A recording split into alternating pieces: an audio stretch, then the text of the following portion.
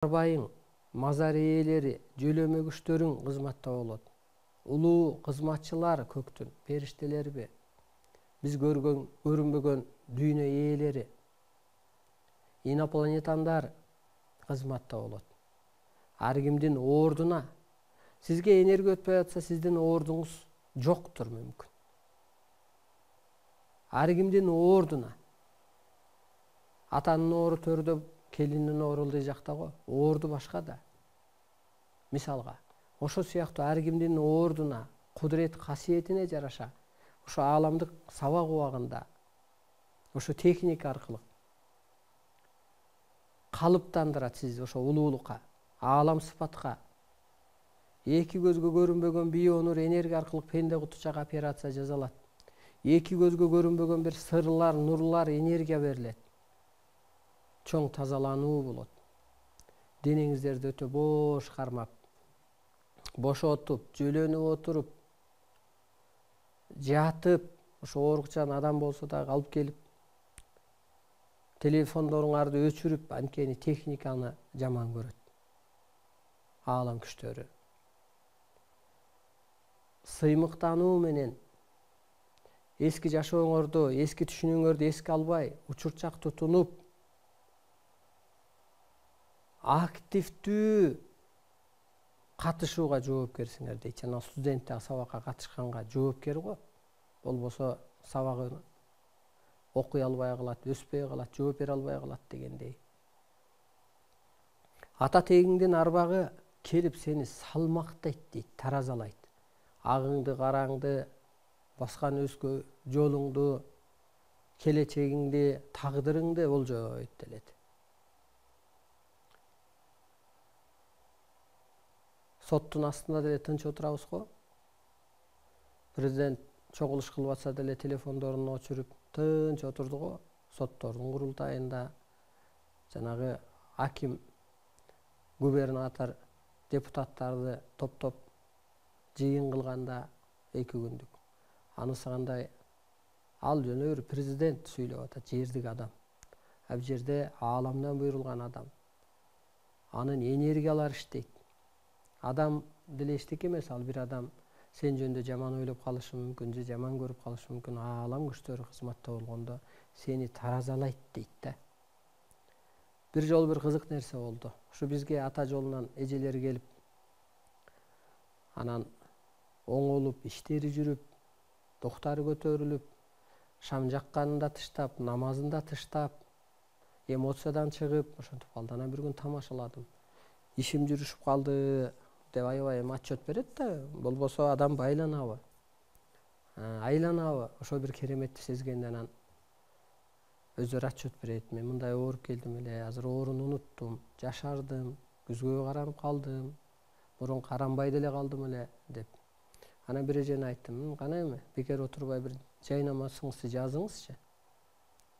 Бир Арстан Алай, Алла берчи дегендей, Алла эмес эле, азыр Арстан Алай сизди оңдоп койду го, түздөп койду го. Арстан Алайга келип илим алганы оңолдуңуз го. Үй алып атасыз, эскичилигиңизден кутулуп атасыз. Кана суранчы бир баягы намаз окугандай десем, бир аппарат айтып атпайбы? Бир инопланеттен келип, муну эңкей деп баягы тизелеп отур дегенде ишарат кылып атат деп. Анан мындайым ичиңизденби, сыртыңызданбы айтыңызчы, Арстан Алайга ыраазычылыгыңызбы, аалам күчтөрүнө ыраазы болуңузчу. Ошону мындай тилегиңизди айтыңызчы бузук алы десек, анан дагы бир аппарат айтып атат, бир инопланеттен келип эмнени айтаар экен деп тыңшап атат деп. Мунун баары чындык, мунун баары бир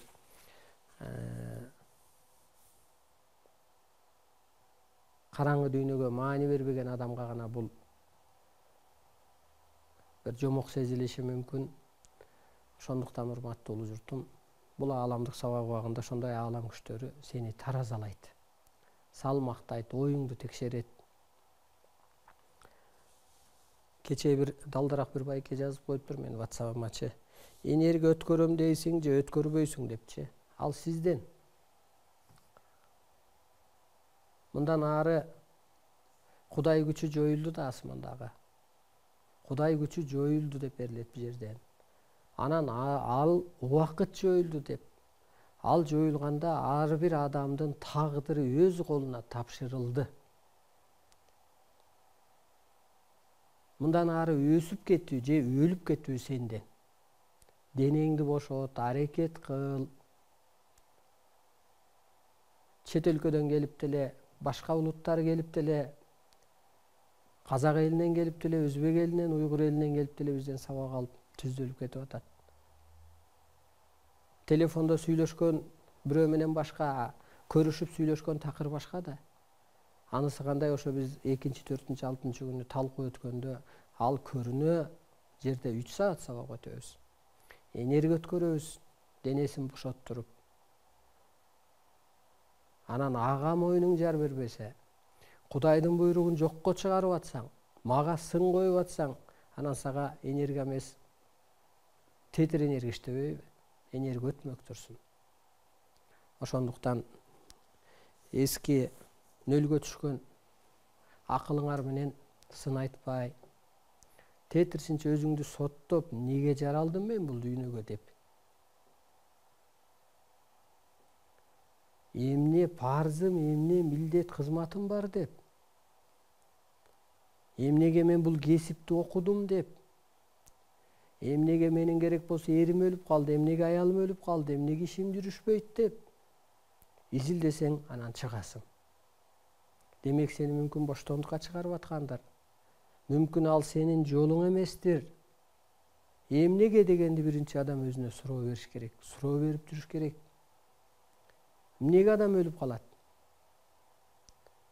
Эмнеге кыш жоюлуп кетти? Эмнеде дүйнөгө кырсык болуп атат? Эмнеге кыргыз өз жолун таппай атат? Эмнеге саясатчыларыбыз оңдобой атат? Бузук элге бучук бий деп берилет. Анысы кандай, өзүң бузулсаң, ошого жараша чөйрөң болуп атат. Ошого жараша башчың болуп атат. Ошого жараша жашооң болуп атат.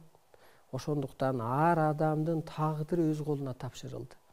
Өзүн сынап, өзүн соттоп, өзүн оңдоп, өзү жаратып, өзү боеп, эскисин өзү жоктоп, өчүрүп жашаш керек.